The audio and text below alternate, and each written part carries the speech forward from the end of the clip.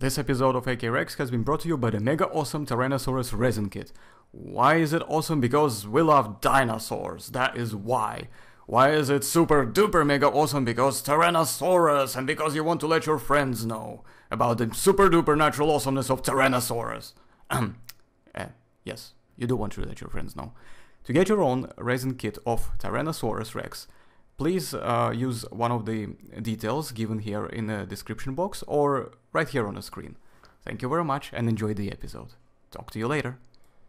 Okay guys, it's pt3 here again, and just to remind you, we have a special guest today whose name is, correct me if I'm wrong, Joshua Ballze. Ow, ow. You got it right.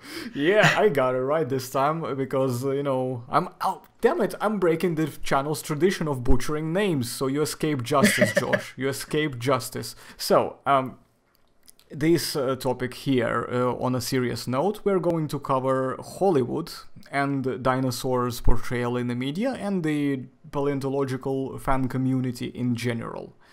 So, let's start off by some introduction, and Josh, would you be kind to share with the viewers of this channel what's it like to be an artist in Hollywood? What is it like working and living in Hollywood as an artist?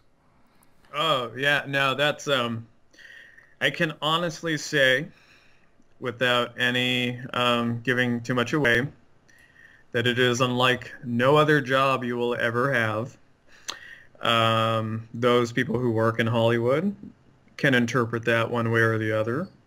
Those people that don't work in Hollywood should interpret it from both sides of the fence. So it's a very intense job. You just got to be fast and quick, and it's almost like being in an ER. I want to say, not to say working in Hollywood is up there with saving lives, because it's not. But the main like rapid fire nature of those two worlds kind of do seem very similar. So I mean, you saw it when we did the correction with the Thomas Carr review of the Tyrannosaur portrait. I was able to do that revision very fast, and you even said like, "Wow, that was fast," and I was like, "Yeah, that's Hollywood." So that's the training that you get. You're almost expected to do things instantaneously and instantly and on demand. So if you're not used to a high pressure environment, I want to say design is probably more your forte. Be a designer or some kind of facet of that nature. But yeah, no, Hollywood is a very unique experience. It's a very unique experience I've been fortunate enough to be a part of. And do you want me to ramble off what I've done in Hollywood? Like, should I just talk about random stuff? Well, I mean, you can, of course, by all means. I'm pretty sure the viewers would appreciate some maybe examples and maybe some people that you have had pleasure of dealing with. Maybe there are some notable individuals who we all would know and love as well, as part of our childhood, who I know you have met. And I hope you will bring up and give them a shout out as well, because if I'm lucky enough, I might hopefully get them on this channel. Pretty please. Yeah. So let's get into that. So yeah, some of the licenses and some of the movies I worked on, they've ranged a lot. Licenses, I've worked on things like Voltron, Thundercats, WWE. In terms of film, we worked with Pee Wee Herman. Conventions, I've worked with the voice of Skeletor. We built Skeletor a throne. Elvira. I've got to work with Grant Imahara from Mythbusters fame. We've done stuff for Marvel. The list goes on. Like, I'm scrolling through the pictures here just to see Stan Lee. I've been fortunate enough to work with Stan Lee on the convention circuit. I've got to meet the actor who portrayed the original Godzilla before he passed away. Let me see here. The director from Iron Man we met randomly at a convention we were working. So yeah, it's been a long list of Hollywood elites that I've been fortunate enough to work with. And you know, people that actors that I've actually been able to introduce to paleontology, which has been the coolest thing that I've ever been able to do is figure out which actors are and aren't into paleontology, which the list would surprise you, funny enough. And obviously, I wanted to address. There are some images that I notice you have with Matthew Winston, who is, for those who don't know, he is the son of rest in peace famous Stan Winston, who is behind making practical effects and robots for films like Jurassic Park's franchise. And I'm talking about the early installments, obviously. Those who know will know what I mean. And of course, there's you know, things like Terminator, Alien movies, Predator, you know, stuff like that. Those are also work. Michael Jackson Thriller as well is one of my personal favorite. I don't know why I like the idea of bringing that up as well whenever I touch on them. So what sort of interactions have you had with them? Was it more kind of casual, just I just drove in to visit, or we had a talk, or did you actually have a chance to work on something? A lot of that was through the organizations or Jurassicon, which was founded in 2012. So we've been around a while.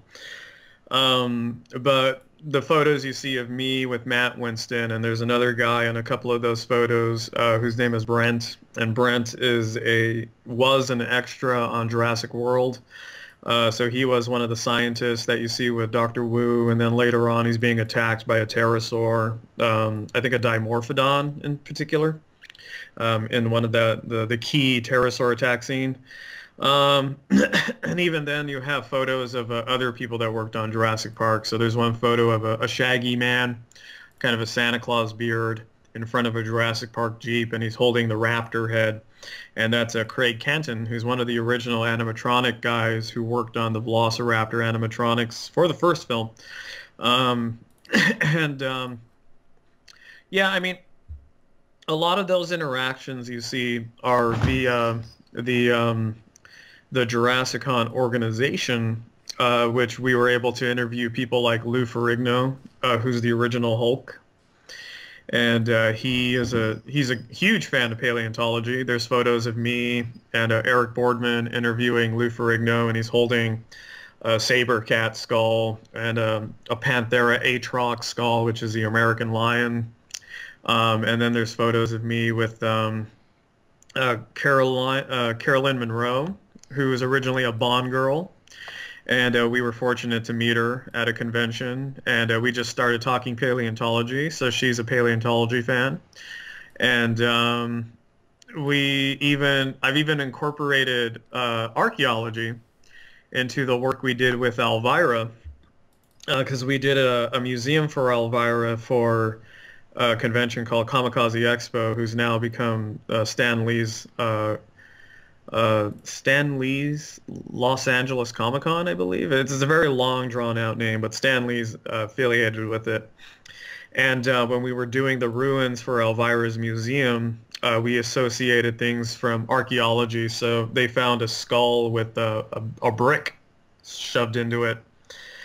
And that was a practice that Dark Age people had to fight off vampires. Anybody they thought was a vampire.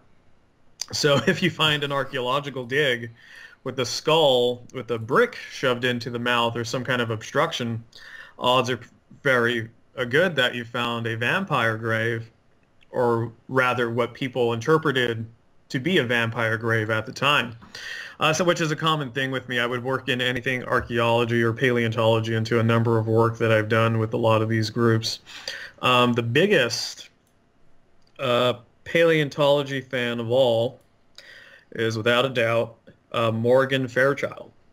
And for people who don't know Morgan Fairchild, she was in a number of films.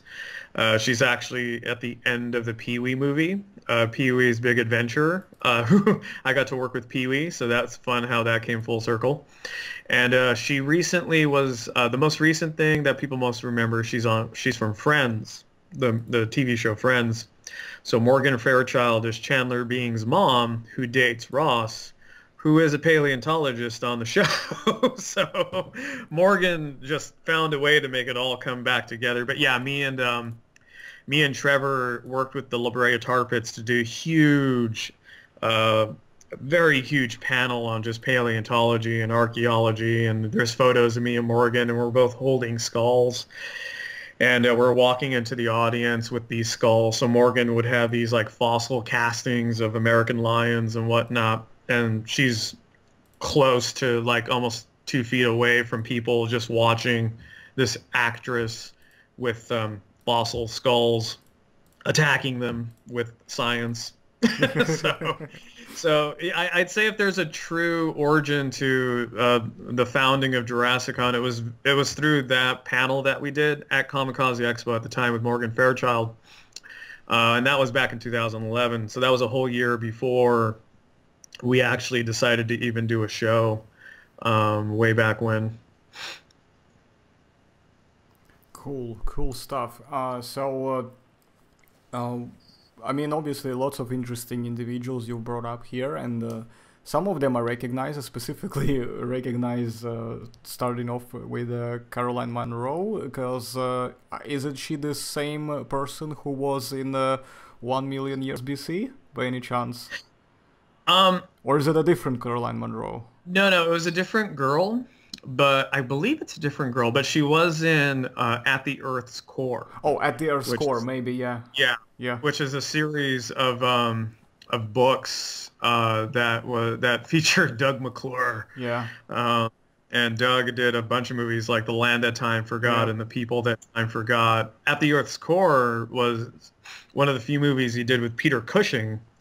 Peter Cushing's a huge horror movie star, and he was also in Star Wars, the first film.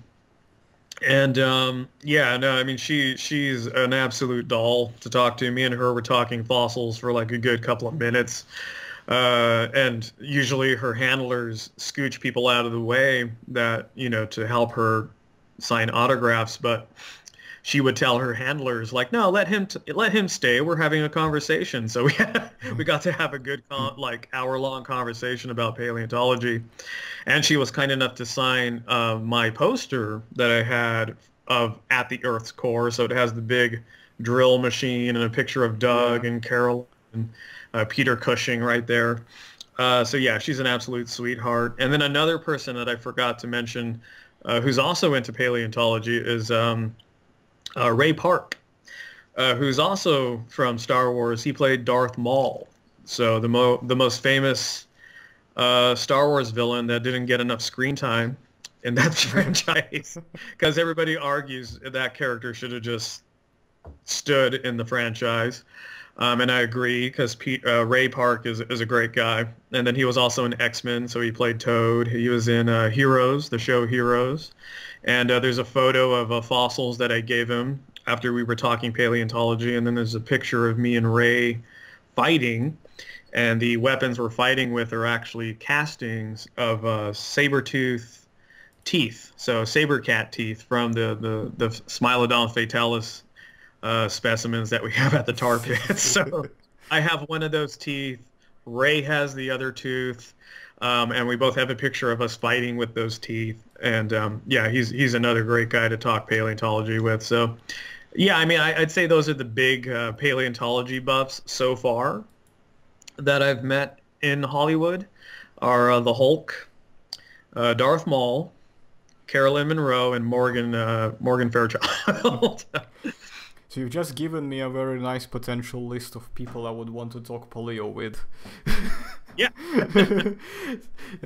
So and of course, not necessarily paleo, but generally, because obviously this is kind of slowly shifting into the cinema and documentary portrayal of prehistoric theme on screen, on a big screen as well in particular, is Jurassic Park in particular, is franchise is probably the biggest still, regardless of whether it's accurate or not. And one of the people who I know who is around and who happens to be within a good reach, of myself as well, who I would absolutely love. By the way, those of you who are watching this right now, spam the thumbs up and put a comment down below and spam more thumbs up on that comment if you want me to have an interview on this channel with Matt Winston. So spam that thumbs up button if you want to see him appear here, alright? I'm counting on you lot here. So don't be lazy and press the thumbs up button. Yeah, no, if we can make that happen, yeah, I would love to be present for that too, because me and Matt have a lot of fun conversations, and Matt is all about promoting the Stan Winston School, and a majority of the teachers from the Stan Winston School are the same effects artists from the Jurassic Park franchise. So what do we say about how dinosaurs and just prehistoric themes are represented in films and documentary programs? What are your thoughts about it, Josh?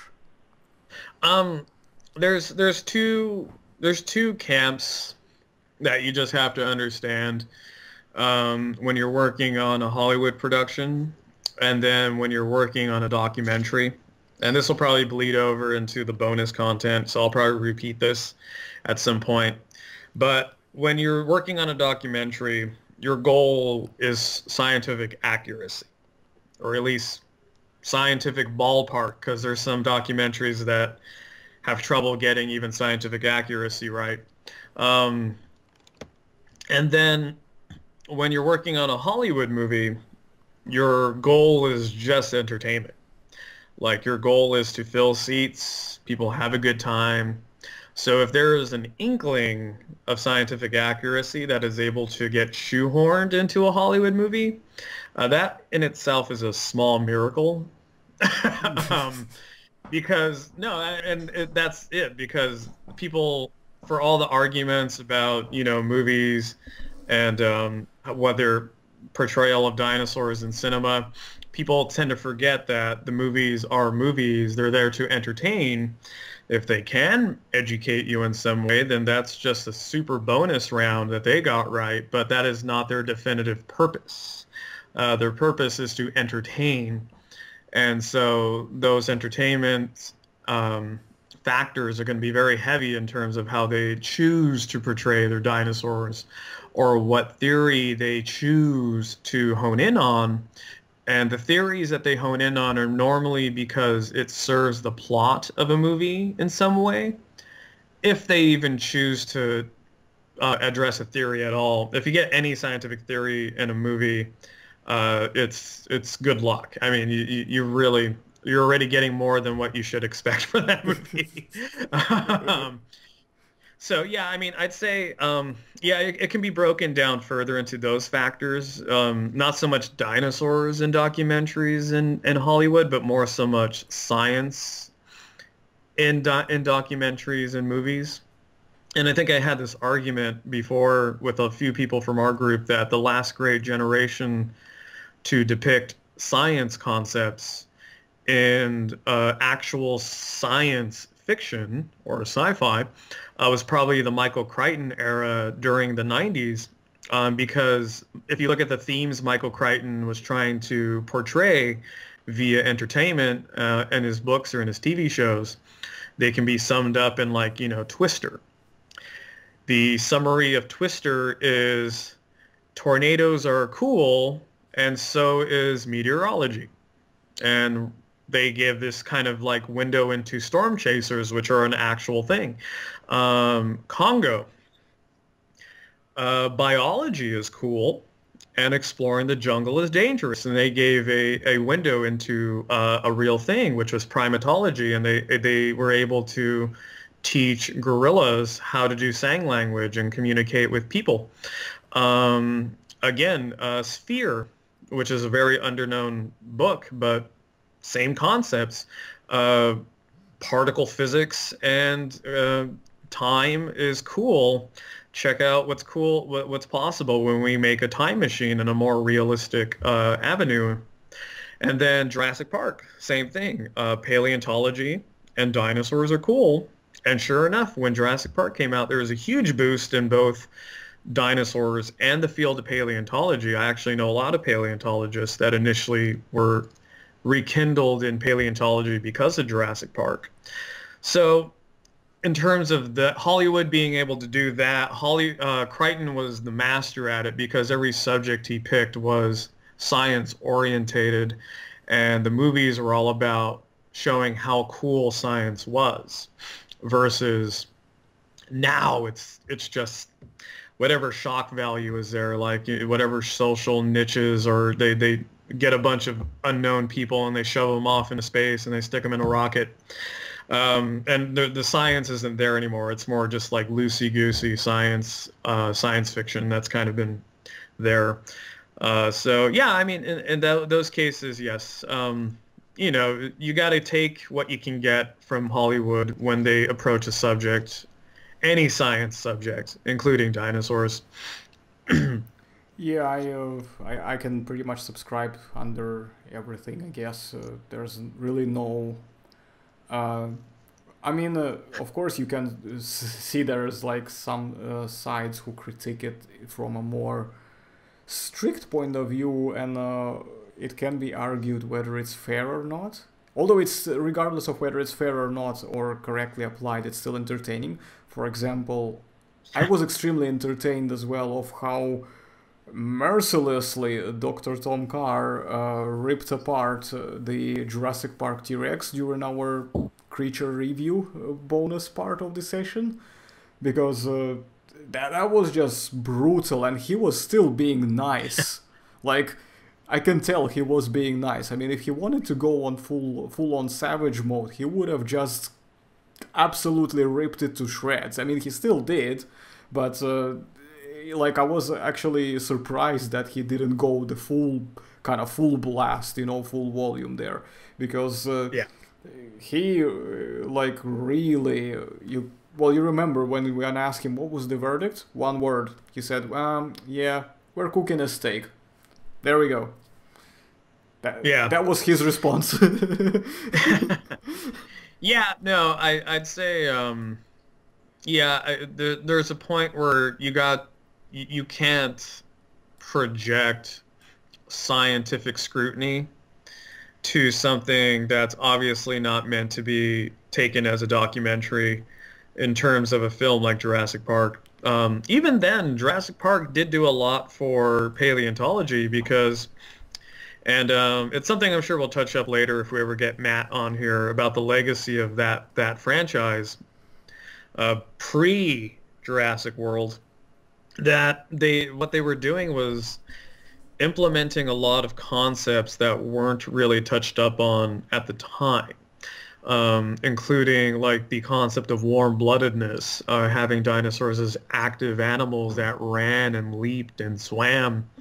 The concept of dinosaur intelligence, that was a very new concept that was not touched up on at all during 93, 92. The concept of just paleontology methodologies and different theories that would come out and how those would reflect the actual science itself. You would get a lot of, like, they have one of the best portrayals of a sauropod on land that wasn't stuck in the ocean, and you would get portrayals of sauropods as swamp dwelling animals as early as the 80s. So for all the wrong people like to quote for Jurassic Park, you can just quote as much that was correct about Jurassic Park in terms of what they were trying to portray in terms of larger paleontology concepts, because Crichton did talk to various paleontologists and get the newest dinosaur theories that were around at the time, and then started implementing those into his animals in terms of, like, velociraptors and intelligence, because the brain cases at the time were the first of their kind that they found for those types of animals, and T.rex binocular vision and hunting techniques, and a lot of stuff that you just don't Also, Also important to Yeah, go ahead. remember. Did I interrupt, by the way? I'm sorry, I didn't. Oh, no, no. Oh, okay, yeah. I mean, also important to remember was that when we, if we remember the second film in particular, we kind of get introduced to the concept of slightly more kind of what they would have been like if they were let to roam wildly, like rather than being contained in their dedicated enclosures. We start seeing more emphasis on territorial behavior. We see a number of instances with the parental care, and we also get shown that things like Tyrannosaurus, for example, they also uh, take care of their offspring. You know, they are not necessarily these vicious, things with teeth that try to roar as loud as possible to make you go deaf instantly, but also try to murder you on sight just because for fun, but they actually are like portrayed like they have specific kind of aspects to their behavior, and they also show how they shift, between their roles, how they coupled, the mating couple, the male and female T-Rex. They notice how in the trailer scene when they first appear, the male is more kind of dominant there. He's like, shoving the trailer, giving like a louder roar, just kind of being like, come on, stop like stalling, give us our child back, while the female was more supporting in that, in interaction. But as soon as we get to the scene where there were, the tents, remember the tents, the night scene at the tents in the camp that they were, when there was the waterfall scene as well. That's where the female T-Rex was more dominant because she was chasing the group into the waterfall. Then she obviously murdered a couple humans in the process, and while the male was mainly chilling in the camp, just doing nothing much. So you can see how they kind of change the dynamics between these partners, of how they kind of take up initiative and for the benefit of the species, to eliminate the invader, so to speak. Does it make sense? Yeah. Yeah, no, yeah, the Lost World in Jurassic Park, I think if there's one thing they did the most for is highlight dinosaur behavior. Because behavioral science for dinosaurs was also a very unknown field, um, including things like parental care and family units and herd mentality and stuff like that. I'm trying to think of the earliest recollection I have of that. The earliest movie I can quote that showed any kind of parental dynamic between two dinosaurs was this very obscure movie called Baby, Secret of the Lost Legend, and it was revolved around two sauropods. At the time, they were considered brontosauruses still, which, woo, brontosaur made a comeback, just to shout that out. But basically, you had these two brontosaurs that were rearing a younger animal, and that was, prior to Jurassic Park, the only inclination I ever got about dinosaur parental care, or any kind of behavioral uh, anything in reference to dinosaurs as seen in cinema. We would see it in documentaries, but in terms of Hollywood adapting that, it was very rare at the time. So, you do have these movies that go the complete opposite, and they're just monster movies, like Carnosaur is a monster movie. I dare say even the new Jurassic World series that comes out, those are very much monster movies. But then you get the other side of the coin where you get a show or a project where they are actively trying to highlight certain scientific concepts that have never been touched up on. And I think that's why people in the paleontology field are more than happy to cite Jurassic Park as an inspiration, not because of anything cosmetic, but even then at the time, they did try the best they could to get the dinosaurs cosmetically right. Even when Carr was doing his review, he cited a paper in, I think, 97 that he did.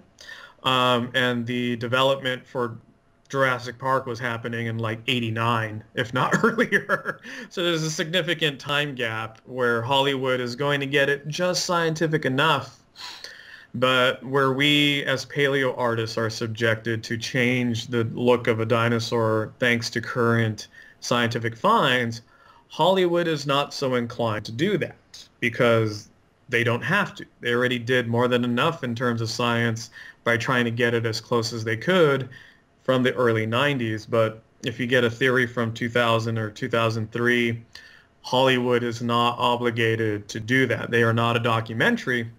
That's not their job. Not to say that Jurassic Park did not try. The raptors in Jurassic Park 3, I love, and they were being changed to try to reflect more of the current theory in terms of they were giving the raptors quills as a nod to aviary traits that these animals are starting to be found with, and the null hypothesis that maniraptoral animals with feathers, those traits could also be implemented into larger dromaeosaurs like Velociraptor and Deinonychus and Utah raptor and so on. So, I mean, they did try, and I give them full merits for that because that is something Hollywood is not obligated to do at all. They do not care. They don't. If they get people in the seats and people to buy popcorn and the profit is high, that is their sole motive for doing any kind of dinosaur movie. Science is not their obligation, nor should it be. They are not documentaries. Versus documentaries, on the other hand, those are subject to criticism from the scientific community because their goal is to educate science. Their goal is to reflect current scientific theory and current scientific data as found in the fossil record. Exactly. So one of the things I wanted to add as well, you made some interesting points which I'd like to expand a little bit. When you said that Hollywood is not necessarily, you know, obviously they're not only are they not obligated to follow specific scientific accuracy because they don't make claims for it, but also because when you deal with things like Hollywood, you play on the association and the perception, which means that there are certain visual effects and perceptions that get stuck with the viewer and the fan.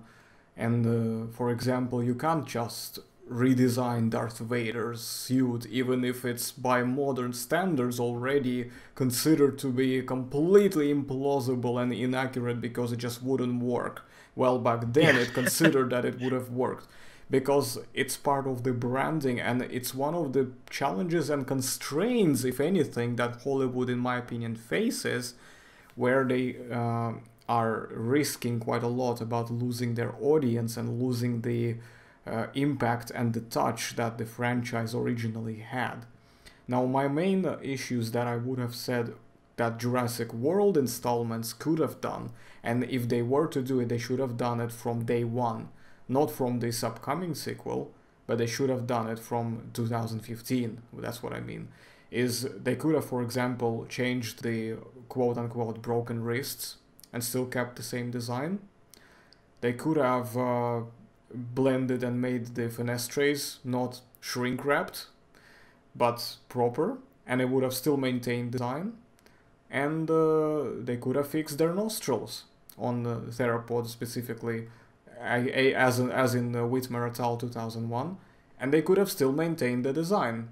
It would just mean that some details would have probably stood out a little bit, but the reason why I say this is because it's been 14 years between the installments, which means it would not play major part in it being in any way, quote-unquote, again, inconsistent within the franchise. Yeah. It means that all they did was they updated the mechanics, but the general branding and the look remains the same. So, for example, as much as I am a supporter of being more strict to the scientific accuracy, I would probably, as a, the science enthusiast in me would probably say that they should have put feathers on their raptors.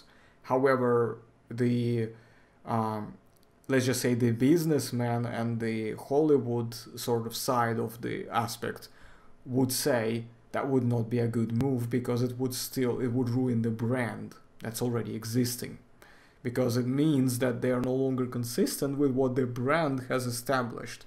So if somehow throughout the whole process they have introduced the breed, the new breed basically, that came out more accurate and feathered, then they would still keep their original designs as being something that they've done before, you know? That could be a way to do it, but even then you'd have to have a very good and reasonable explanation in the plot to not pile up the already existing plot holes that have been done to the franchise ever since the third film. So oh yeah, no, there's plot holes regardless. Plot holes are not the issue. I do want to say that yeah, if to go back to the last interview we did, where we did the breakdown of the Tyrannosaur profile that I did, and then we got the review from Carr, and then I did all the very tiny and also the very large changes to make it more scientifically accurate per the current scientific data. Those changes are not on Hollywood's mind when they're making a production on an established movie franchise. If it's not a broad stroke, and if it's a micro stroke, then they're not going to address it, because, like it or not, for people like you and me who are scientifically apropos, that kind of makes or breaks a certain dinosaur for us. But for the 5-year-old in a theater, or even someone I can go out into the street and talk dinosaurs from a 7-Eleven, they're not going to care about the pronated wrist issue. They're not going to care if the fenestra are too shallow or too broad. They're not going to care about those things, nor is it their job to care. Really, like it or not, our scientific methodology is not the center of the world when it comes to Hollywood. Like I said before, the fact that they did anything scientific, the fact that they made more than one paleontologist and one mathematician, the most well-known paleontologists and mathematicians in all of Hollywood and fiction. Mind you, there were no famous mathematicians prior to Jurassic Park, is already more than enough that science should have expected in the first place.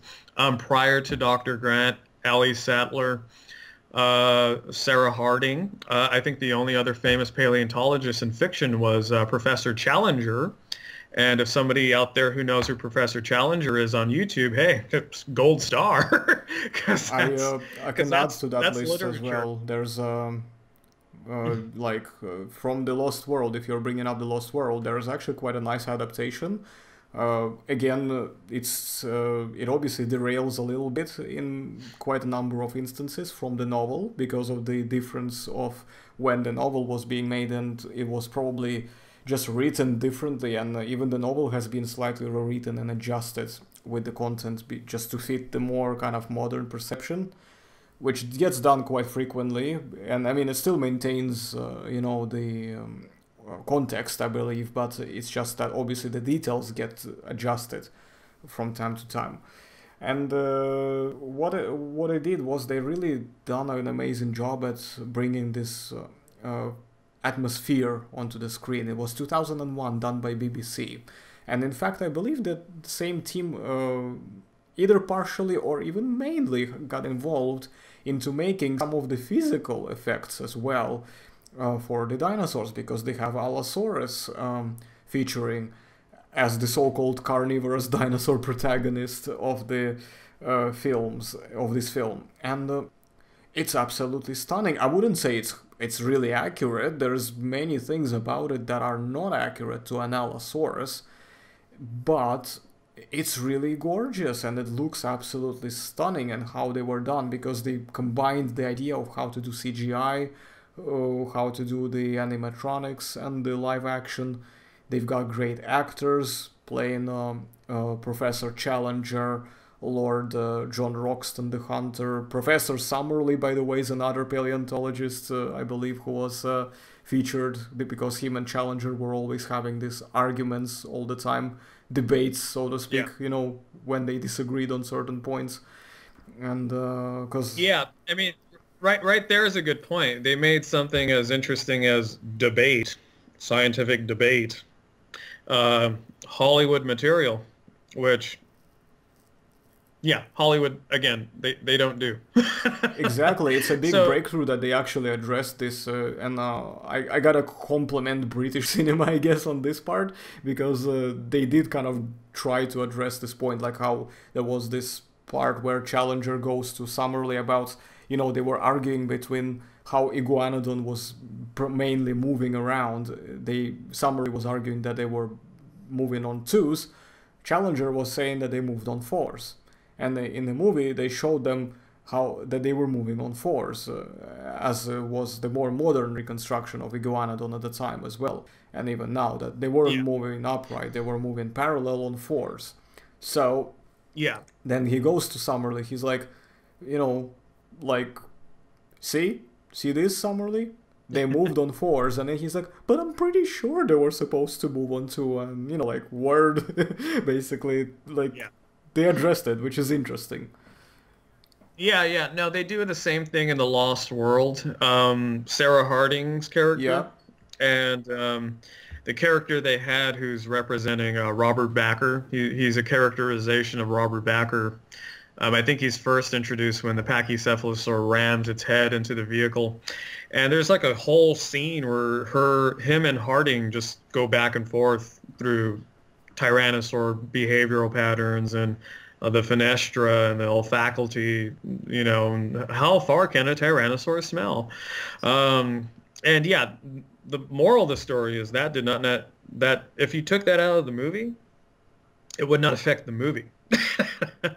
And the fact that they left it in the movie because they were still trying to capture the science aspect of it, which was all Crichton, because Crichton was there to write a lot of that stuff in the books, is already above and beyond what anybody in the scientific community should be expecting of a movie very loosely based on science in Hollywood. So yeah, I mean that's where I kind of sit with it. I could pick a lot of these reconstructions apart at the seams, but I think we have enough people out there doing that anyway. I'm more or less about focusing on what these movies did do for science, which they made paleontology cool. They made it cool to be a paleontologist, even though she was a paleobotanist. Ellie Sattler was one of the first famous female scientists in the field of paleontology. And then Sarah Harding was one of the go-to female paleontologists in the Lost World. So we were even looking at women's advocacy to be larger than life people in the fields of science, which I think right now there's even a movement for women in science on social media. And, Hollywood was already ahead of the curve. We already had two very prominent female scientists thanks to Jurassic Park and that franchise in Ellie Sattler and Sarah Harding. And then, yeah, I mean, we have famous scientists now because of all this work that was done in the early 90s, thanks to Crichton and actual science in science fiction. exactly. Yeah, I mean, I really like the idea that also they are not they're mixing the ideas of what a scientist. They're not trying to stick to this cliche stereotype that scientist is necessarily going to be somebody who doesn't shave, who doesn't cut their hair properly, who doesn't dress well, who's always smelly, and drinks a lot of alcohol because otherwise he won't be able to formulate a theory, and all of these kind of things, like just these typical idiotic cliches that get attached and tagged onto the image of a scientist. I think they've pretty much debunked them, whether purposefully or not. I think it worked because, let's be honest, Ellie Sattler, especially like when you look at Laura Dern, applause to her acting as well and portrayal of the character in that period, in that time, 1993. she like, she was wearing shorts. She obviously looked like somebody who had quite a good fit and nice body as well. She had a very pretty face. She was cute. Keep this PG, Arson, What's PG. okay? Okay, are you trying to wait? Hold on a second now. Are you trying to tell me that cute is PG? Are you really trying to ban cute on my channel?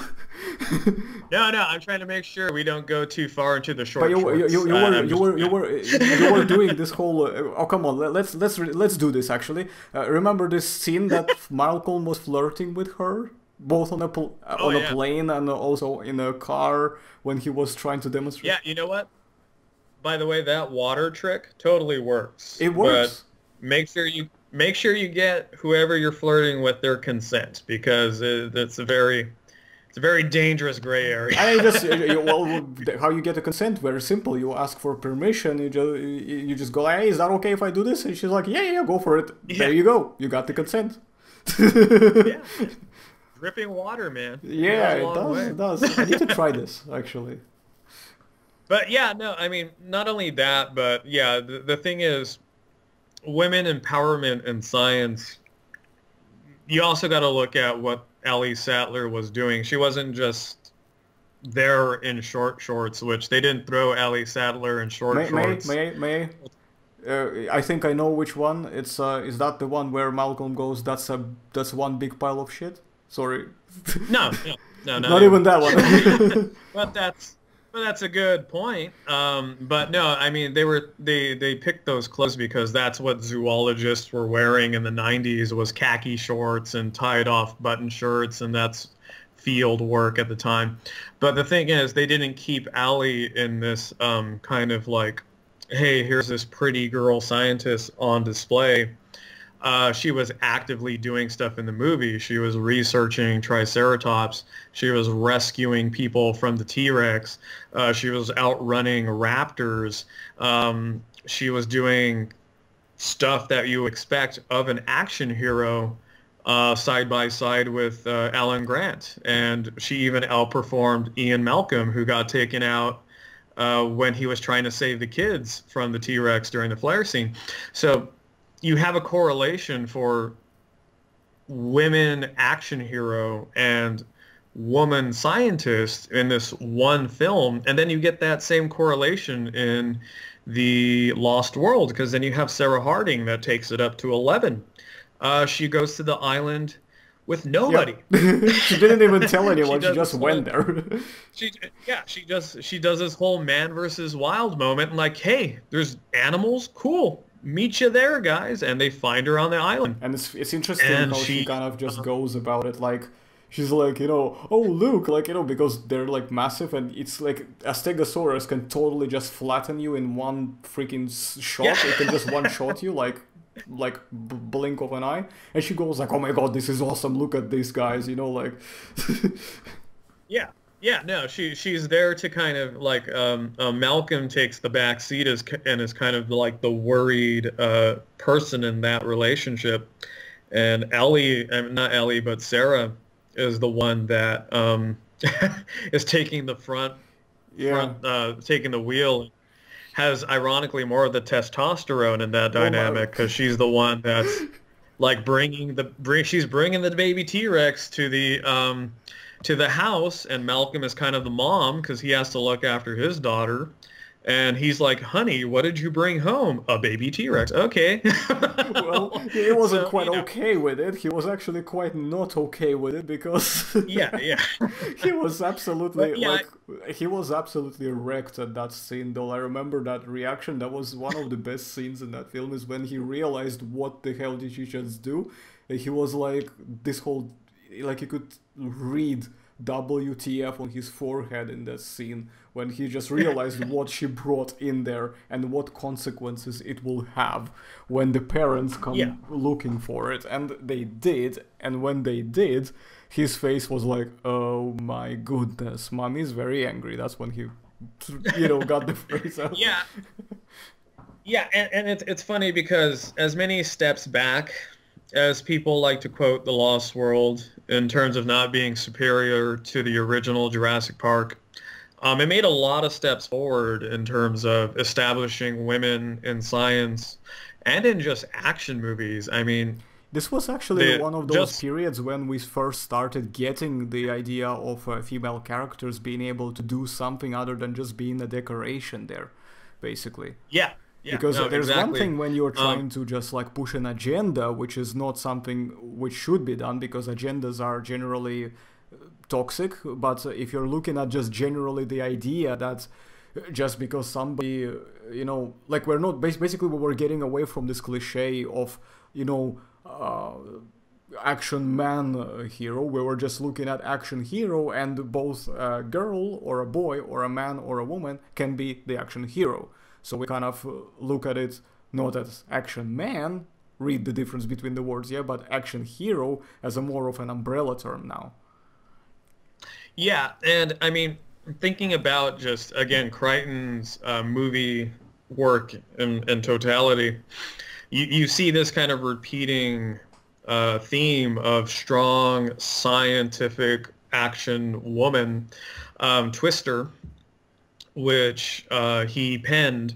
It was a concept that Michael Crichton penned, and you get Joe, who's played by I think Helen Hunt, and she's still actively a meteorologist. She's still a storm chaser. This is her 9 to 5, 24/7, and you get the other character, whose name I'm blanking out on, the character in the movie, but he's trying to settle down. He's a weatherman. So when they come back together, it's pretty much Joe that's shoving him back into this dynamic of being an active storm chaser. And the guy is taking this back seat of like, oh, well, I got to struggle to keep up with this strong woman scientist who is pretty much taking a lot of the limelight away. And then you see it again in Congo, where you have a woman engineer that is kind of having to save this primatologist guy on more than one occasion Yeah. and get them through the jungle alive. So yeah, you're seeing a lot of strong female characters in science that are scientists in a lot of Michael Crichton's movie work, and primarily in Jurassic Park, which I'm hoping the new Jurassic World movie takes that same concept, because we have this Claire character, and she has kind of become this backseat character in terms of like she's not really a scientist. She's more of a day-to-day manager of the theme park. She's there showing around investors, but she wasn't, as far as I know in the movie, she wasn't an active scientist.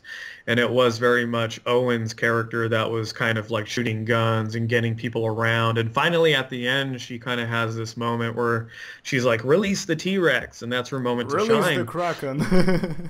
Yeah, yeah. So I'm hopefully in Jurassic World 2, Claire's character is at the same level of where Ellie was in the first Jurassic Park movie and where Sarah Harding was in the second Jurassic Park movie, where she's kind of her own person now. She can take care of business and not need to follow the leader. You know what's so to say. interesting? I will have to correct you there a little bit. It's a minor point though, because she actually started stepping up a little bit before even the T-Rex scene. Do you know where? And I don't know why, but I found this, the reason why I paid attention is because I think it was a significant kind of part that established, her relationship with the Owen, is when she saved him from an attack in Dimorphodon by shooting it with multiple tranquilizer darts. Oh yeah, you're right. And after no, that, right. after Absolutely. she just stood there and he just like looked at her like, what the heck did you just do, basically? And it was actually her action there that got them a kiss, by the way, which was a Yeah. next step in their relationship, in my opinion. Yeah, no, I mean, yeah, that's that's kind of the what's the word? There's a movie called Romancing the Stone. I don't know if you remember that No, I don't with think so. Michael. Okay, so it's kind of an archaeological type of story, But the female characters are kind of the same, which is where you have this female character that's in Romancing the Stone. She's a book writer. She writes books. And she kind of gets caught up in this adventure. And at the end of the movie, she's kind of taking the bull by the horns and is at the same level as Michael Douglas's character, who is very much just an outdoorsy adventure guy. And with Claire, we kind of get that same dynamic where she's more of a clean-cut, very itinerary appointed person. Again, I don't know if it's clarified if she's ever a scientist. No, she's not. I'm not sure. She's not, right? So it isn't until like midway through the movie and then at the end of the movie that she kind of she's playing catch up the entire time, and then she's finally at a point where she's Owen's equal. Yeah. But that's different because, again, in the other movies, in the first Jurassic Park, in The Lost World, in Twister, in Congo, you don't have these female characters playing catch-up. It's actually the male characters that are trying to play catch-up with the women because they are already very strong scientific characters. So that's what I'm hoping to see in the new Jurassic World movie. Isn't the same game of them trying to play catch-up, but Claire's there where Ellie was and where Sarah was, versus we get another Romancing the Stone type of scenario. I just admit it, Josh, you're just trying to find yourself another on-screen crush, who you haven't had ever since the 90s. Because, let's be honest, this was actually part of the reason, paradox, by the way, which contradicts the typical kind of preconception of what kind of quote-unquote female characters guys apparently get attracted to. But I can say everybody in almost who liked these movies, who knew them back in like my age group when I was still growing up in the 90s, everybody fancied these characters, not because they found them hot or something, but because they just really liked them, because they were likable. You know what I mean? And when you start really taking it apart, because when you get older and you start realizing what it is that we really like them for, you realize that they were not those typical representations that you get, they actually, because they were getting things done. You know what I mean? They were getting stuff done. They weren't having this, they weren't entitled, they weren't trying to, approach the situation. In fact, actually, if you notice that Claire's character actually acted a little bit more self-entitled in the first half or so of the film, before things started going south, she was acting more like that, and as you could tell as well, that wasn't earning her a lot of favors from her nephews, from these kids. It wasn't earning her a lot of favors from Owen, who kept being the whole, playing the sarcastic tune on her all the time, reminding her that, oh, and what about that? Does that not count for anything? Like their previous encounters, whatever. When did we find out stuff? Yeah. So. Yeah, no, it's kind of there and it's not. So I mean, again, hopefully the sequel we get a little bit more fervor from Claire's character that puts her on the same level as the first two female. I actually call them female leads from the previous films. You could say that. Yeah, because they were very much leading the narrative, and they were. And the thing was, they weren't competing with any other female characters. Like, they were the sole female character of those films, but you have to kind of take a minute to think about it because they were acting on the same level as these male leads and doing the same kind of bravado that these male heroes were doing, that you don't really notice that it's a female character doing this outrunning a velociraptor. You don't interpret it as that. You're just kind of like, oh, that's Ali Sadler. She's outrunning a velociraptor. Yeah. You don't really associate a gender or a type of... You look at it more of like this character did this character did this. You don't actually say this guy or this girl, like in a... Yeah. You're not amplifying the gender factor because... it's interesting how I think it's just part of the clever writing that they did, especially back in the days. Like, movies in general were a lot better, and part of the reason why I think that was done better is because, again, Probably some of my subscribers or just viewers are gonna be like, bitter about what I'm about to say. But I just think it's because nowadays people are just trying to shoehorn the agendas and politics and this whole craziness into the films, and they're trying to, apply that without any need or necessity of it being there. It's like, just give it a rest. You have that in real life all the time. You face these things that happen. It's like, just because you shoehorned it in there, it doesn't mean that it's supposed to be there. Does it make sense? Basically, like, from writing perspective, when you add certain detail, it has to serve a purpose of some sort. It has to either at least add to the atmosphere, it has to contribute to the character developmental arc, it has to maybe show a point and not just be there for the sake of being there. Do you see where I'm coming from? Like, yeah, I can give you some examples, but I don't want to get political because like it would be... I find it ironic that of all the things that we're talking about with dinosaurs in Hollywood, we're gearing away from the inaccuracies of dinosaur reconstructions, and we actually touched up on something that's I think it's a lot more interesting, which is the representation of women as strong female leads and strong female scientists from these movies, which I think is way more interesting subject matter, because it's something I've never heard it discussed before. This is actually the first time I'm discussing it in an interview or with anybody.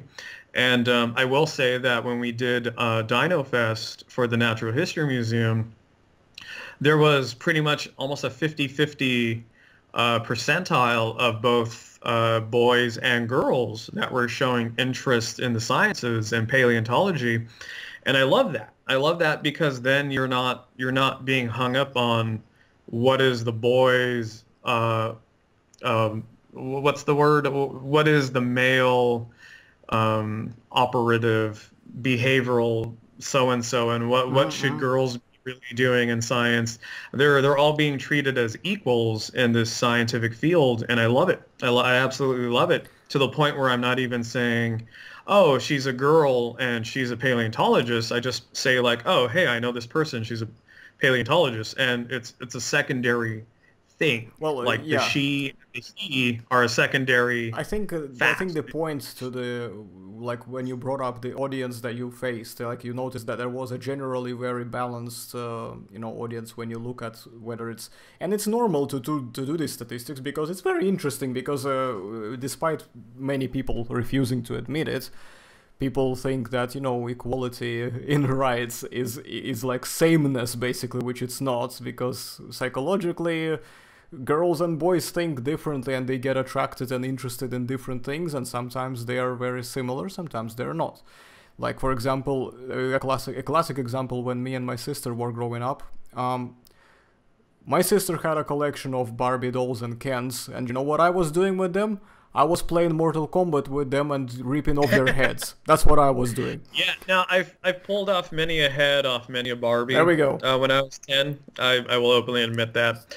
But no, I mean, even with the actors that I mentioned that are that show interest in paleontology, if you want to know who the most savviest person is in all paleontology from the list I've given, and the person that has been to the most lectures and have been on digs, it's Morgan Fairchild, who in Hollywood's eyes is like the tantamount lead female love interest during her career in Hollywood earlier. But when you meet her as a person, she's actually the most scientific person that I've ever talked to in all of Hollywood. And even on TV shows like The Big Bang, of all the people in the cast that make up The Big Bang, the person who plays Sheldon's love interest, she's an active a neurobiologist, I believe. She was giving lectures here at City of Hope for research into cancer. And that, I love that. I love that you can break the mold in that way, in showcasing these are the strong female scientists in our world. And they are not fitting this designed, visual of this poor woman that's older, like kind of like a librarian shuffling books with Who glasses. always looks like No, she's not happy about something and wants to murder you for no yeah, reason, yeah? yeah, no, they're active. They're out there digging. They're out there doing research. Half of the people that I know that are still active at the tar pits are all females. Carrie Howard, who I know, she's on the wall at the tar pits. She's a great gal, and she's one of the people that worked the longest on the crate project that was at the tar pits. Laura, who's another person that I know who's on the wall at the tar pits in the observation pit. She was at Dino Fest, and she was the lead person doing the show and tell. There's a photo of her with Eric Boardman, and she's holding the Terratoran skull, and they're talking. So yeah, I love that there's a strong female presence in science, and that's getting backed up via Hollywood, which is rare that Hollywood would do that.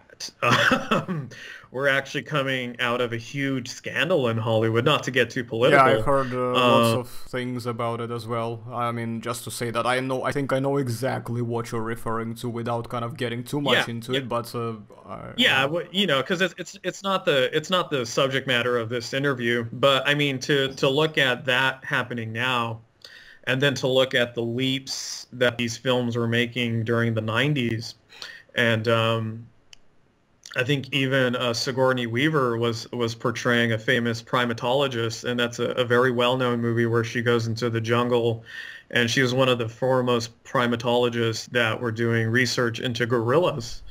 That was significant. I think the movie's called Gorillas in the Mist, and again, strong female leads that are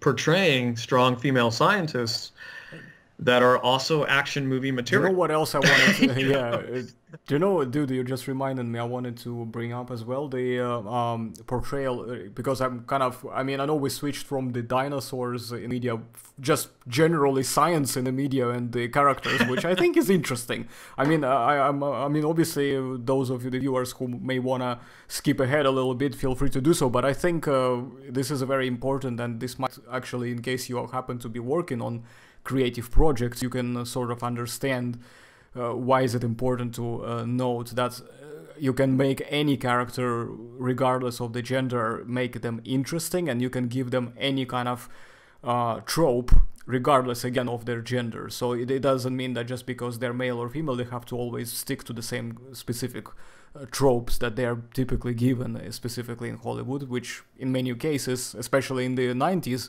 have broken this stereotype. Because you know what else is interesting? Have you seen this IMAX exclusive movie, like something about T.rex, about how there was this female paleontologist who was trying to go back in time to prove the theory that T.rex was actually good parental caring rather than abandoning her young and stuff like that? If you remember what I was, no, I haven't seen it, but I want to. Yeah, try to see if you can get your hands on it. It's just a really genuinely kind of nice and enjoyable, movie. It actually, even for the time when it was made, the T-rex looks fairly accurate as well. Like, I mean, I would say quite nicely, stands up quite nicely, even for modern standards. It's got problems, obviously, but because it's a movie, but it's just really, it's still very nice. And the lead character is also a female paleontologist, young and very energetic, who tries to find testable and, verifiable material to prove her claim, which is very nice. Yeah. Yeah, I love that. I just want to take a moment to say that, yeah, people clicking, especially if you've heard the previous interviews, this subject matter was probably the last thing they were expecting. Yeah, they weren't expecting us to explore relationships of the characters like that. I mean, we're just doing a full-on review here, which we weren't actually planning to do. So shall we move on then, for now at least? Yes. Can you make any comments on what you think about the portrayal of, we have established that documentaries do have a burden of responsibility of giving accuracy, because as much as we love and appreciate what breakthrough and how many doors the Walking with Dinosaurs opened, we can still agree that even back then there were many things that were presented as facts. They were actually heavy speculations, and many of the things they were just generally just coming up just for the sake of making a narrative rather than showing facts. But it opened up the doors, which is nice. So yes, that was definitely no, big point to make there. Yeah, no, I'd say Walking with Dinosaurs, I would go on a limb to say the only reason why a documentary like Walking Dinosaurs existed at all was because of the success of the Jurassic Park series, because studios started figuring out that there was a dollar and cent investment. They could get a return for these big budget documentaries. And Walking with Dinosaurs is the first of those big budget documentaries. So yeah, that documentary owes a lot of its existence to the Jurassic Park franchise and Michael Crichton, because that movie did a lot to prove what Hollywood execs would say isn't true, which is, no, I can't make any money putting a female scientist as a hero action lead and doing giant animatronics and investing in, at the time, was not unproven technology. CGI was not the giant that it is now. And Jurassic Park came and said, you're wrong. Yep. On everything. And then Walking with Dinosaurs came in and said, okay, well, let's adapt this new cinema technology and make it into an actual documentary.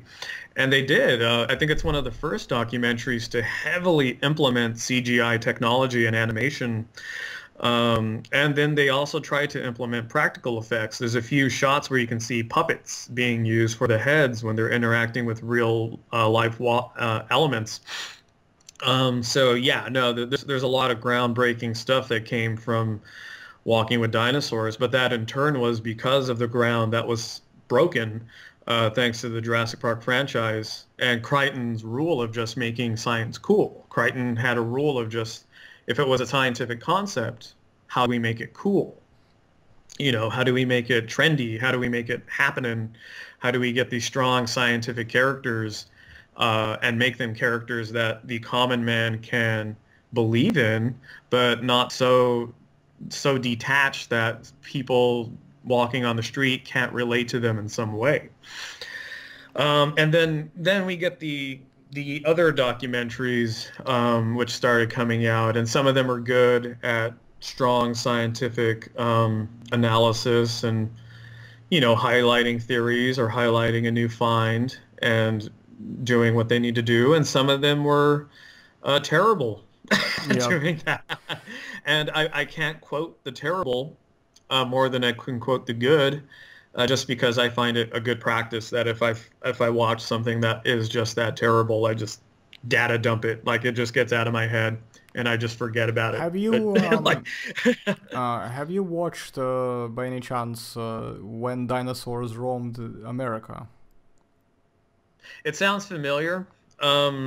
It's one of those where I mean, I haven't seen it for a very long time, so I will have to refresh on it, because I remember last time I actually watched it full on, all the episodes, was like early 2000s, literally. I haven't come back to it ever since. So I honestly, whatever pictures of it I have in my head, they are just really brief images and flashbacks, which I can barely piece together. The point is that it left me with an impression that they did a very nice attempt at exploring some of the ideas that were just getting, you know, examined at the time. Like, for example, they actually showed Tyrannosaurus as a group hunter, like how they were trying to... also, they implemented a theory of how, you know, maybe younger,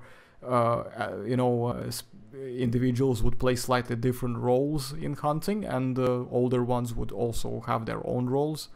And they showed a family group which had a mother, and they had her kids, who were obviously the younger and more nimble specimens, and those ones were probably responsible for, you know, directing the prey to isolate it.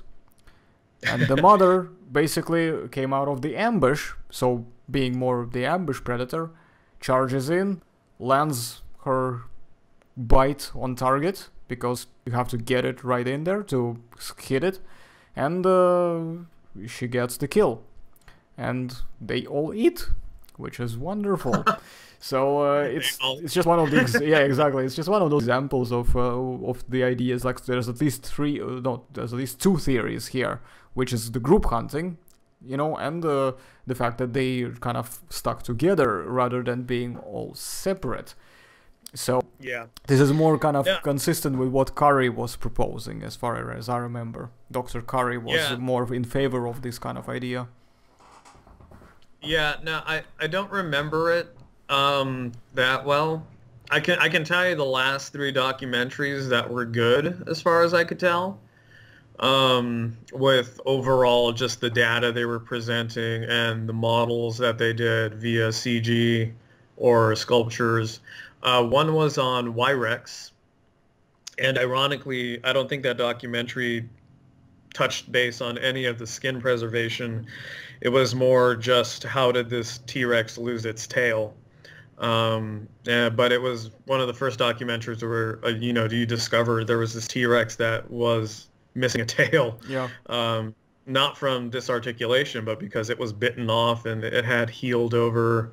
And then they had a CG model of a Rex, which was pretty good. They even do some sparse filamentation, which now we know is on the wrong placement. But if you were put that filamentation on the appropriate placement, according to the 2.whatever% of possibilities, it was very sparse, like you saw in an elephant. And that was the correct filamentation if it had any kind of filamentation. So that was a really good doco. And then the other one was, I think, Chasing Sea Monsters with Nigel, who is a naturalist. Mm-hmm. And it was very much the croc hunter dynamic of him jumping out into the oceans, and they covered the periodic, the pre-Cambrian Sea and the Jurassic Sea, and then the Eocene, the oceans in the Eocene, and Basilosaurus and Megalodon and stuff. That was really cool, because they were presenting it as a naturalist observation in terms of, like, if these animals were alive today, how would this team, as a not naturalist in an observation vehicle, tackle trying to observe these animals like a fleet of mosasaurs? They just come in and start biting stuff, and it's like, yeah, so a dive cage would be a good idea. And then the last doco that I saw prior to that was, of all the shows, was River Monsters.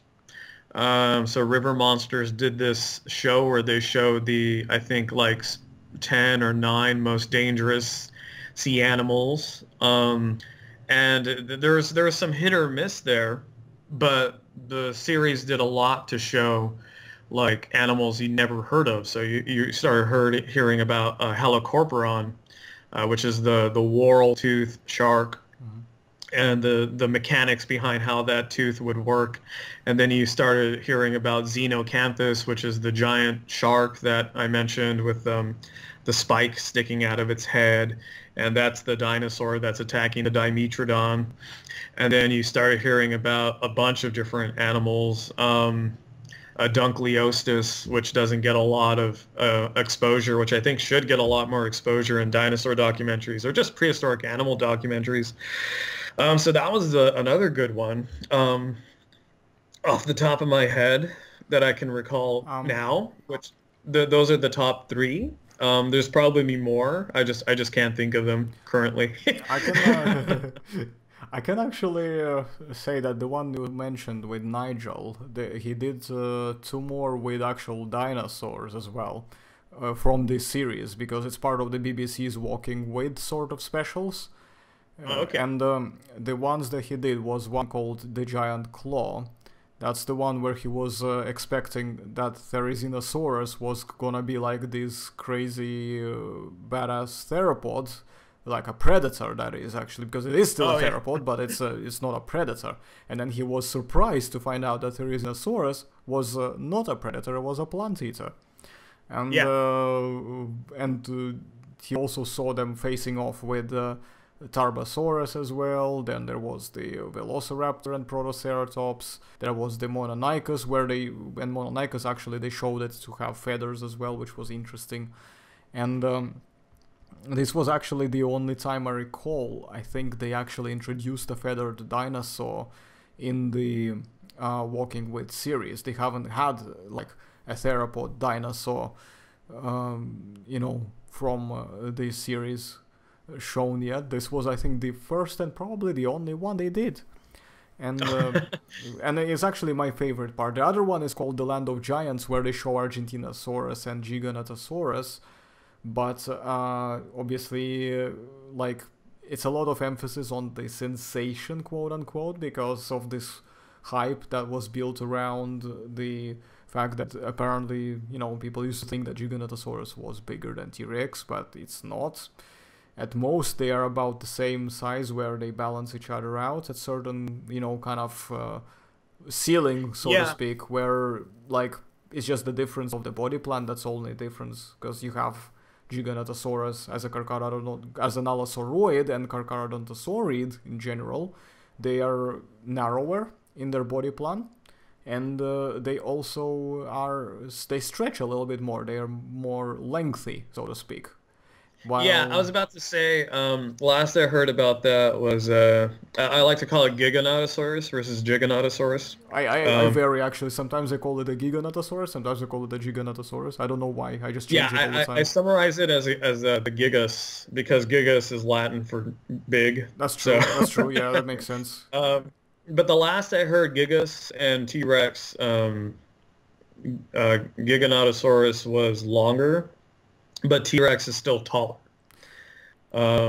because they were measuring Sue from the foot to the hip, which I guess is a general rule for measuring the height of theropods. So Sue is actually taller than the holotype for Giganotosaurus, last I checked. It's been a while. Yeah, it's the same thing here, but last time I did a creature review on mine when I was talking about Giganotosaurus, and I had, already featured, I believe, 2 of them, I think, or at least one, I can't remember, was it 2 or 1? I remember that I'd done a Dino Crisis Giganotosaurus, which is ridiculously oversized. It's like huge. That's just a kaiju. It's a kaiju, yeah, exactly. Like, it's ridiculous, basically.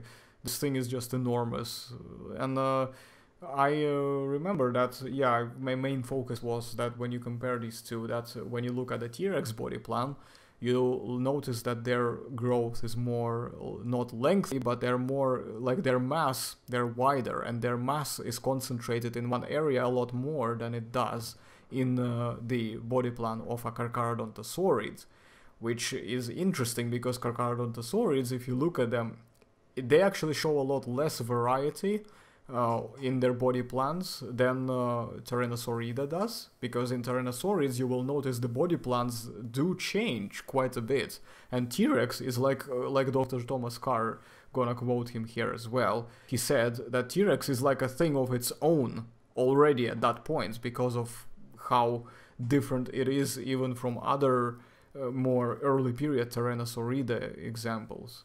So, yeah. I mean, I wish that there was more. As a matter of fact, this is a good point where I would like to take this opportunity and bring up the idea that I have for a project. And I really want to do this documentary about, what's the term? I'm going to butcher it. So butcher alert incoming. The convergent evolution, is that the term? When you have 2 certain aspects evolving in parallel with each other, is that what the term is, right? Yeah.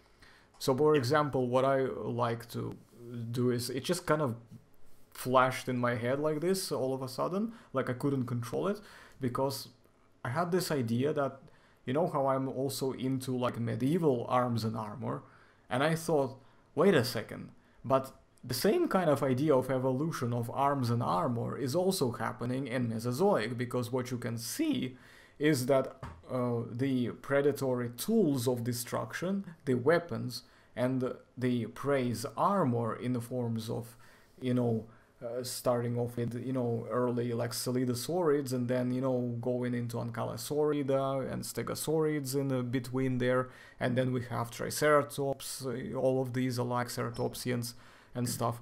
They all develop certain aspects of armor to defend themselves, but then we have Tyrannosaurida, which develop techniques which allow them to stand up to this kind of armor and expose its weaker points in order to be able to take down that prey, which Carcharodontosaurids were not able to do. So I wanted to do a documentary series exploring this in more detail and how it kind of, evolved, and in which sort of, and maybe try to tackle the main question: which started the race? Was it the weapon that started the race, or was it the armor that started the race? Which began first, the offense or the defense? So you know what I'm saying? Like this will be the main question of the series, and the other questions, like just examples, will be something that will be an intermediate from the start to finish. Does it make sense? Yeah. It will be interesting to do that, something like that. Now, is there anything you would like to touch up on the games that are themed around prehistoric theme at all? Anything you can comment? Or is games not your kind of main thing? So what can you tell us about your perception of how the games try to portray the prehistoric theme overall? I mean, yeah, I'm not too familiar with games in terms of like naturalist games, in terms of replicating an environment as it would be in the Jurassic or the Cretaceous. I've seen attempts. They're very good attempts, and I think a lot of those games are trying to course correct. Which, full disclosure, that's just going to be a common struggle that these games are always going to be up against, because just as paleo art is evolving with the science, so is any representation of these animals. If your goal is to reflect the science, so I just say just try to update as often as possible. Updates are going to be the one thing you can expect of a game that's trying to go for scientific accuracy, because again, we're going to find a fossil that says one thing, and then we design a creature, and then we find a fossil that says another thing, and now we're back to square one with that model. And that's just the cruel nature of paleo art, just in general. It's coming back to the point of paleo art as well, and just generally the process of designing a creature when you're working with something prehistoric. That when you don't, the pictures, they tend to change. Sometimes, of course, they tend to level out. When we get more and more data, it tends to level out. But in some instances, we just don't have the complete data, which means that it still has to reach that point when it starts leveling out a bit more before we can, kind of call it a quits or something. Yeah. That's all I got. Fair enough. Yeah, not a lot, but that's a lot. That's right. I mean, games-wise, because at least we have more than enough to make up for it in other sections, like discussing the portrayals of films and characters and that thing, Majigi. Yeah. So yeah. Who would have known this would have been a thesis in strong female scientists in cinema? well, I mean, it is a paleontology channel, so if I say go for it. So why not? Yeah. And let's. What are your thoughts on books and literature as far as that representation goes? I mean, obviously we have mentioned the Dino Gangs, which the book that we all love in our crew, especially. Yeah. Because it helped us with our research specifically, and it's just really cool. I have my own copy as well here. I'd say again, what will probably be, I want to say the next big trend in paleontology, as far as literature, like if you're trying to sell books, it'll probably be soft tissue preservation in the animals, because it's the one thing we're noticing in all the research that we're doing with these charts is how much soft tissue exists for a ton of different animals, not just T.rex, but for stegosaurs and sauropods have a huge amount of different skin going on, and we just recently started finding ankylosaurs with soft skin preservation, not just armor preservation. So yeah, I'd say if you want to get the next big trendy thing in terms of making paleontology books, start publishing the stuff that hasn't been published in terms of dinosaur skin that's sitting on a vault, or dinosaur skin that's sitting on a shelf, or, you know, just basic skin that has never had a proper abstract or description, because it goes a long way with research, and you're delving into two very distinct demographics. You're delving into the demographic of the paleo artist, and you're delving into the demographic of the scientist that wants to do all this research, and that's already increasing the potential for book sales. I just want to, you know, I obviously have an agenda as far as what I want to see published more, which I think more paleo artists have the same agenda. But I do think what did dinosaurs look like will probably be the next big paleo trend that's going to start dominating a lot of media and a lot of books and so on and so forth. Yeah, I agree with that as well. I think as a, you know, people who are generally into paleo art and are trying to, you know, succeed as a paleo artist, they want as much information out there to be available as possible. So we obviously have to kind of, you know, take into consideration that the less of this information gets published, the less source material we have to use to help us, you know, getting it out there as well. Yeah, no, definitely. Yeah, it's just, again, I mean, we were citing books from 14, 15, 16, 17, like 3 to 4 years ago for something as current as our research for a 2017 chart. So yeah, I definitely say that is going to be the big thing, is trying to get something unique to your literature that doesn't exist. And I mean, Carr is doing it with his codex on tyrannosaurs and growth series. We're excited about that because we're curious to which tyrannosaur specimens he's getting access to. He mentioned certain tyrannosaur specimens, which we don't have any data on, that's going to be included in this book. And that alone is causing us a lot of people to hit the pre-purchase button, if the pre-purchase button was available right now, just because that's like the end-all be-all for known tyrannosaur specimens in museums. In the case of like MOR 008, which is this giant skull, never had anything written on it, and now Carr is utilizing his opportunities to write on this giant skull, and we can finally get an actual black and white citable source to say, hey, this is how big it is. And then we can actually start comparing that against Sue and against Stan and against Samson and all these other big, Scotty, I think, is another one. And Scotty, I think, is even being written on with this codex. So yeah, I mean, that's the thing that is going to make these books sell better, is writing the stuff that people haven't written on. I mean, just to touch up on Zool, there was a recent talk about Zool that was posted on YouTube, and they were talking about stuff on Zool that I had never known about. And I would love to have all this stuff on a citable book, just like Codex X Zool, and we would find out what makes Zool so different. There's keratin preservation on Zool. I never knew that. There's skin preservation on Zool. I never knew that. There's a denticle preservation on Zool. I never knew that. So, you know, it's publishing the stuff that nobody has seen before.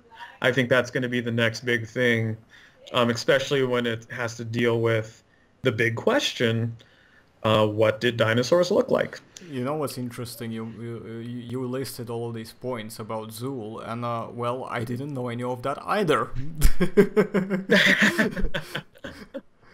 So yeah, I'm really excited, especially to see more description of these kind of things. And this codex of Tyrannosaurs that Dr. Carr is working on, this is gonna be insane. Like this is gonna be absolutely Yeah. mental. It's gonna not only is it going to describe a lot of interesting processes as far as the ontogeny goes, but it's also going to, you know, set this kind of new standard of the level of research that people need to do, that I think is gonna just give a lot of reason for others as well who are working on projects to step up their game a little bit more.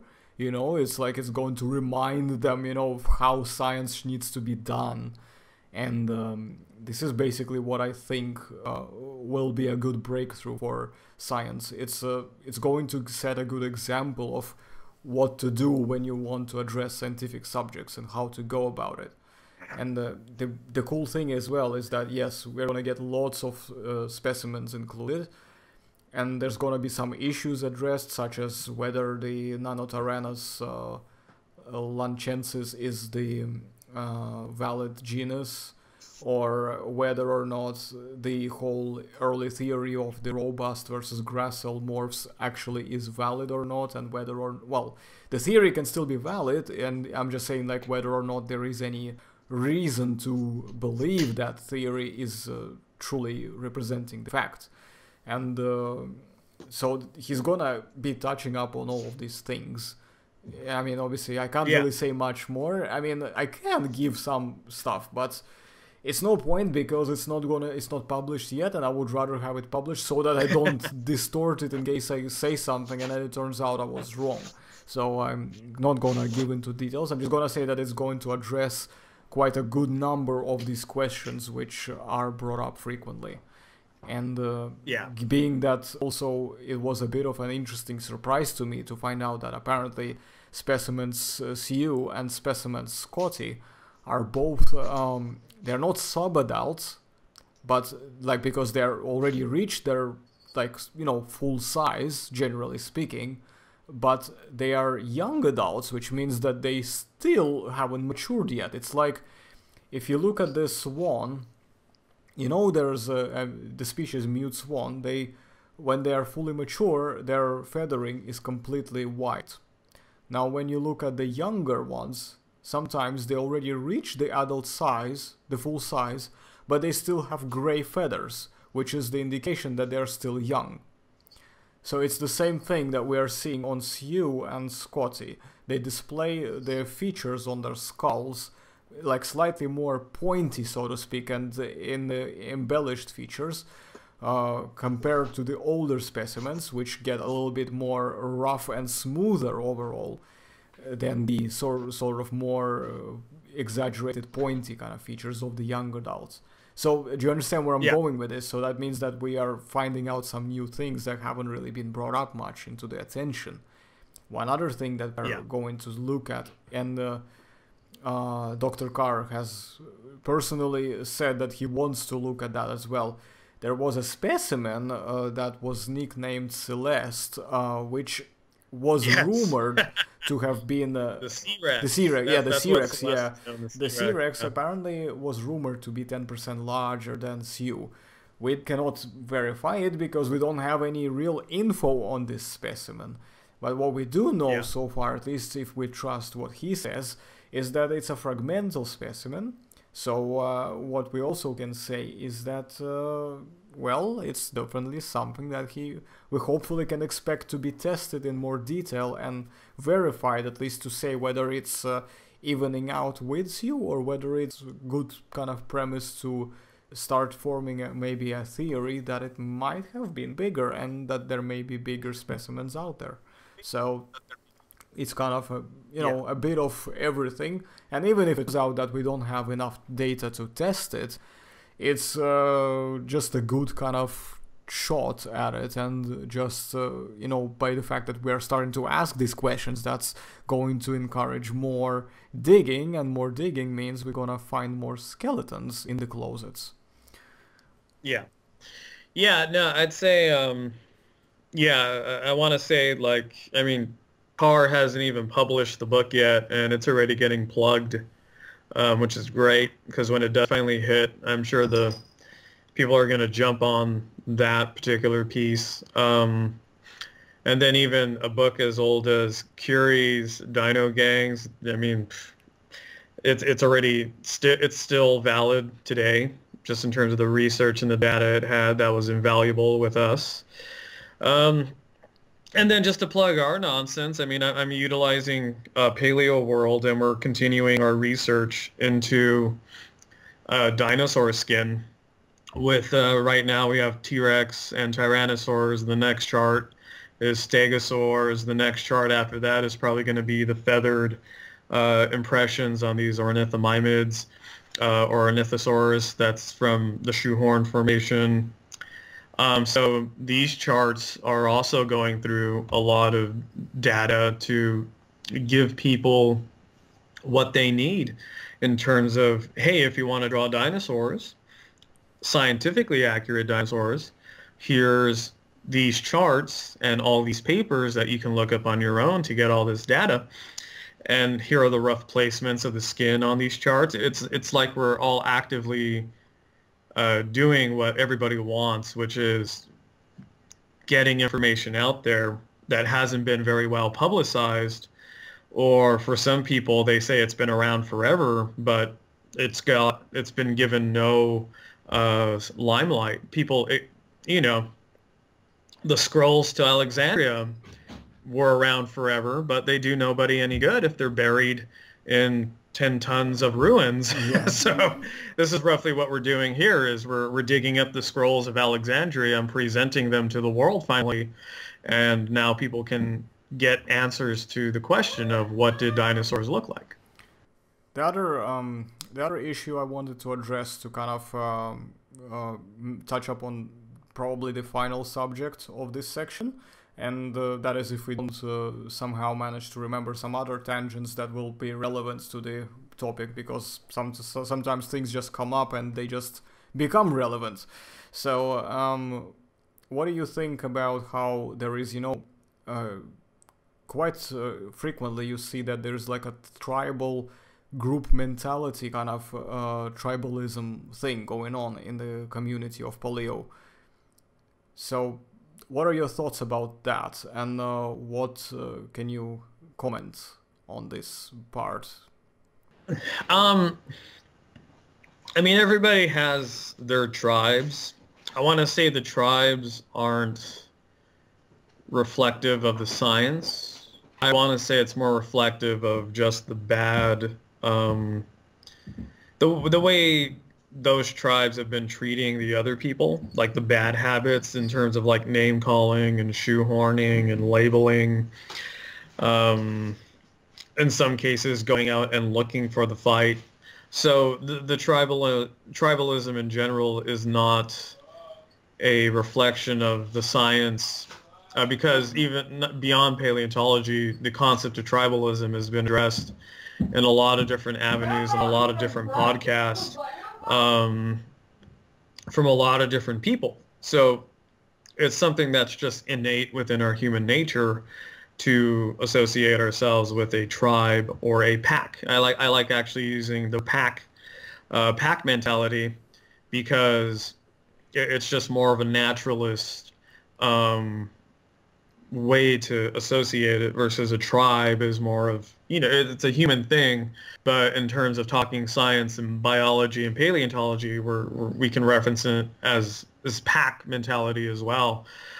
And I like that, because it's already grounding it in a more notable scientific term that we can relate to, because people watching these interviews are obviously more interested in the field of paleontology. So why not keep the naturalist verbal or lingo going? But yeah, I mean, I want to say those are largely in terms of, it doesn't really have anything to do with the science being presented. because science is abstract, any personal bias. The science is going to be the science no matter how we choose to associate it in terms of the negative or the positive. That doesn't really change what the science is.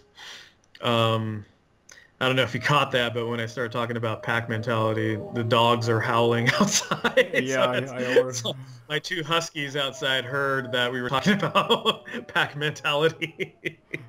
So, but yeah, that's a good way to end this soundbite. Yeah, about that. Just kind of like, the tribalism is exactly what my huskies are doing. They're just howling at the wind. It doesn't do anything for science other than declare where you stand on a certain subject. But beyond that, that's all it really does. Yeah, I mean, I can say the same thing more or less. Perhaps maybe even say that it's a common misconception to think that this whole, referral or of yourself to somebody, to a specific group of mentality and just group kind of association of thinking is in my opinion it's not a healthy way to go about science, because I think it defeats the purpose of science. I think it, if you agree or Yeah. not, that it just really like it doesn't help to get to the bottom of the answering the question, and it also prevents you from asking the right questions, which means that you're keeping yourself in this quote unquote comfort zone of your own idea and your own bias, but then automatically you're shutting off the doors that could allow you to open up some more opportunities to do more research and to actually understand the subject more how it is, because yeah, like it's basically what again has been brought up during an interview with Dr. Carr, is the the main principle that Francis Bacon has established. It's that we must reject the personal bias and assess and look at the evidence dispassionately. So we cannot we may like to think certain things, but nature will be what it is. So Yeah. we can't force our view on the nature, because, well, that just leads to catastrophes, so to speak, Yeah. when we try to impose our ideas on what already has been established and what basically works. Yeah. Yeah, no, and not only that, but with tribalism, if you're affiliating it with science, you're already looking at scientific, just general ideas in a negative context or in a positive context, depending on what side of the fence you're sitting on. That can largely skew what you want to do, in which case, if you get a scientific principle and you're viewing it in a positive context, what's keeping you from doing the scrutiny that's needed to really solidify if that scientific principle is absolute fact or absolute theory? And it's the double end of the sword, is that if you get a scientific concept that you're viewing in the negative, what is keeping you from doing the research to validate if it's actually true or not? Because your personal bias wants it to be absolutely false, no matter what the scientific evidence is showing you. So yeah, I mean, there's a dozen ways that we can interpret tribalism and pack mentality and how it's more hurtful than helpful in terms of scientific ideals and theories and models and evidence and fossils and so on and so forth. But generally, I'd say it's just bad.